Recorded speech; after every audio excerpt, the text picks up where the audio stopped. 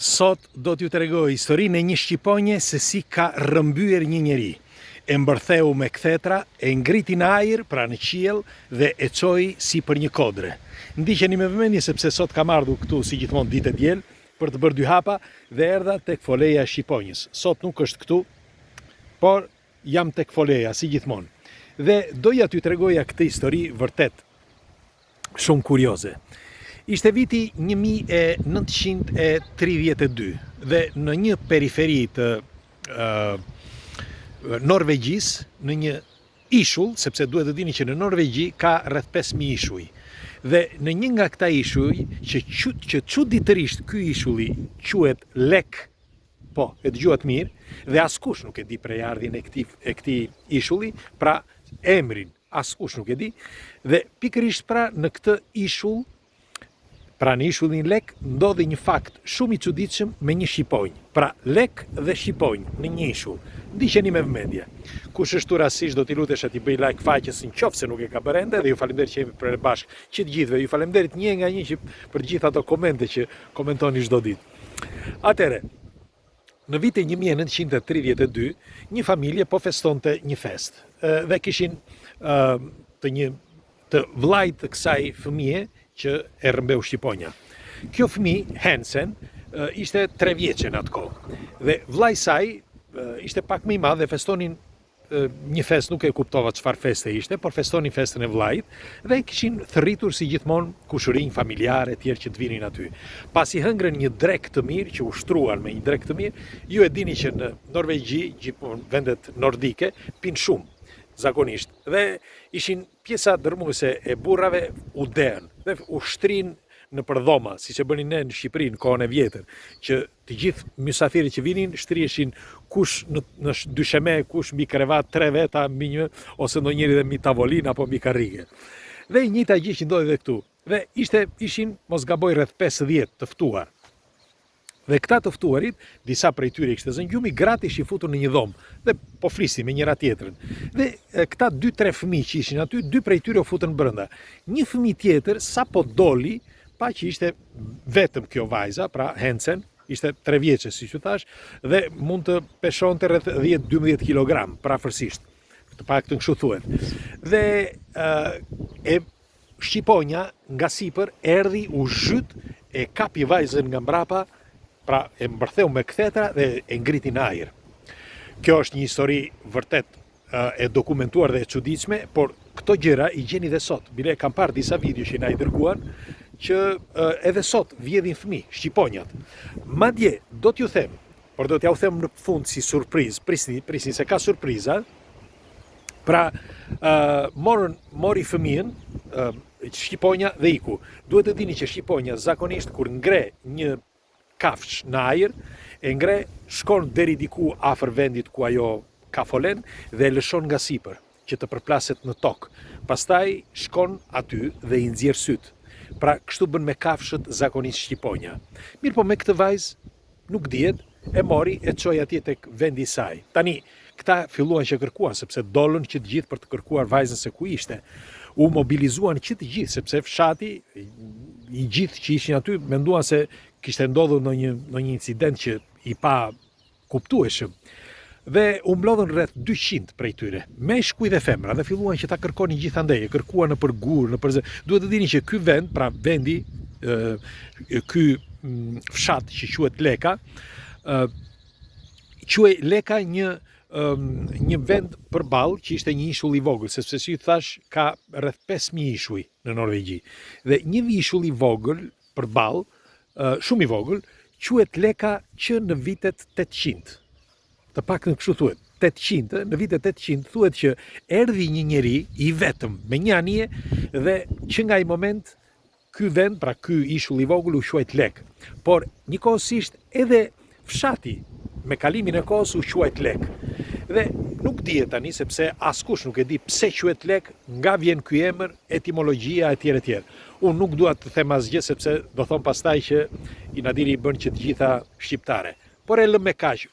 Këto çfarë thuhen, pastaj vendosni ju. Pra që në vitet 800 në atë zonë erdhi një njeri i vetëm me anije dhe nga ai moment quhet ai vend Lek. Kaq. Tani, ky lek, ky vend, përveç se ishull, por edhe fshati, është pothuajse i gjithë me gur, dhe është si tip shkretëtire, si mund të quhet. Dhe këta e kërkuan, të gjithë fshati e kërkuan në për gur, në për zaje, në për zeje, në për shkurre, e kërkuan dhe poshtë në det. Dhe disa prej tyre u lodhën, disa të tjerë, sepse për orë të tëra, pas 5-6 orësh u lodhën të gjithë, sepse hypën në për kodra, në për... 3 nga këta nuk u lodhën, dhe shkuan në majtë të kodrës fare.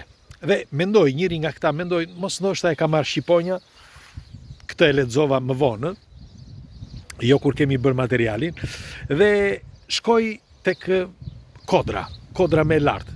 Kur pa, nga larg, rreth 150 metra larg, shikon vajzën përmbys.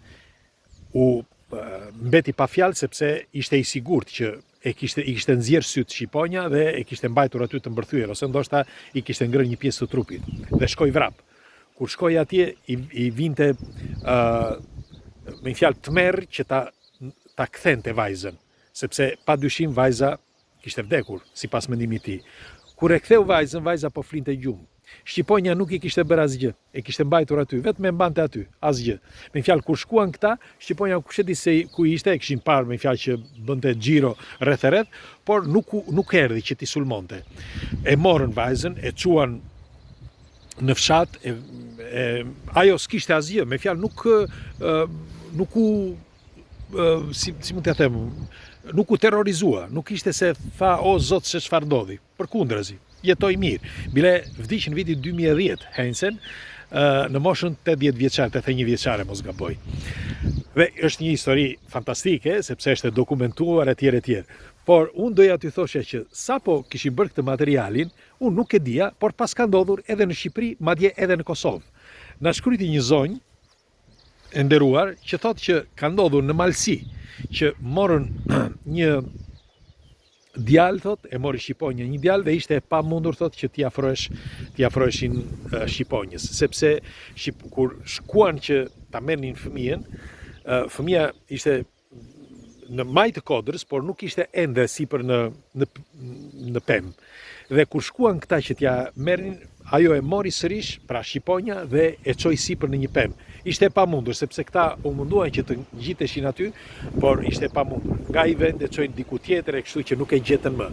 E njëjta gjë pas ka ndodhur edhe me një fëmijë tjetër në Dukagjin. Pra në zonën e Dukagjinit pas ka ndodhur, e shkrujti një zotëni, një burr zotëni që e falenderoj shumë, dhe e shkrujti pak më të gjatë si histori që ka ndodhur rreth viteve 1900, mos gaboj, thoshte ai. Ka ndodhur që edhe në Dukagjin ka rrëmbyer shqiponja një fëmijë, por nuk e gjetën kurrë, sepse e pan të gjithë që rrëmbeu shqiponja, por nuk e gjetën kurrë. Pra nuk është hera e parë që një shqiponjë të vjedh një fëmijë. Dhe nuk është hera e parë, e keni parë dhe në për këto në për video, më dërguan një video për shembull që ka ndodhur nuk ka pak javë, që një baba shpëtoi një fëmijë, sepse shkoi shqiponja erdhi nga sipër që ta merrte fëmijën dhe ai fal Zotit e mori, e mbërtheu dhe e hoqi nga shqiponja. E gjeni këtë video, por po thoshja që ka edhe video të tjera të pafundme për shqiponjën që vjedh fëmijë. Dhe doja t'ju thoshja, sepse ajo që më bën më shumë përshtypje në këtë histori është fshati Leka dhe ishulli Leka. Pra çudia e këtij vendi që quhet Leka dhe që lidhet shumë me këtë shqiponjë. Sa herë që thonë për shembull për fshatin Leka, e kanë me fjalë gjithmonë e lidhin me shqiponjën, sepse shqiponja është, si mund të quhet, jo legjend, por është historia që e lidh Lekën, ishullin së bashku me fshati që gjendet aty, pra Lek. Dhe më vjen mirë ndonjëherë që ka diçka që lidhet në një formë me Shqipen. Ndoshta ka qenë një shqiptar, ne ku ta dim, ndoshta dikush që iku pas viteve 800 që u shkëput nga Shqipëria, ose nga Trojet Ilire dhe iku drejt Norvegjisë, ku ta dim. Megjithatë, një i vetëm me një anije dhe vendi quhet Lek, Unë them se pothuaj 99% duhet jetë kështu. Megjithatë do të dëshiroja një komentin tuaj. Sidoqoftë, ju keni dëgjuar ndonjëherë një histori të tillë, pra që të vjedh shqiponja një fëmijë me kthetra, ma tregoni sepse duke diskutuar, shiko, diskutimet së bashku përveç se na informojnë edhe na mbrojnë. Në këtë rast për shembull, lexova në disa komente një zonjë shqiptare që gjendet në Gjermani tha mos o zota sepse kam vënë re tha që shpesh tha aty tek parku ku luajnë fëmijët ka lëvizin tha shqiponja dhe nuk do të dëshiroja tha që të merrin fëmijën tim dhe kam të vogël. Kështu tha bëre mirë që ma the. Pra përveç se informohemi, s'thash ndonjëherë edhe mbrohemi. Kështu që unë do të dëshiroja një komentin tuaj dhe siç ju thash më përpara, në qoftë se dikush nuk e ka brende, le t'i bëj like faqe si jemi sërish, nuk ju kushton asgjë dhe ju falenderoj që jemi prerë bashkë. Tani do të dëshiroja një koment për sa i përket fshatit Lek, çfarë mendimi keni ju? Kush ka qenë ky me ata anije i vetëm që ka ikur deri në Norvegji dhe nga i momentu u quajt ishulli dhe fshati Lek. Dhe tjetra, nëse keni ndonjë histori me shqiponja, do ju lutesha që ta shkruani dhe ju falenderoj që jemi prerë bashkë. Hajde, kalofshi një të diel të këndshme, ju përqafoj Shqipe, kudo që jeni dhe suksese pafund. Mos harroni, jemi Shqipe, okay? Nuk vjedhin fëmijë, por jemi Shqipe. Hajde, ditë të mbar.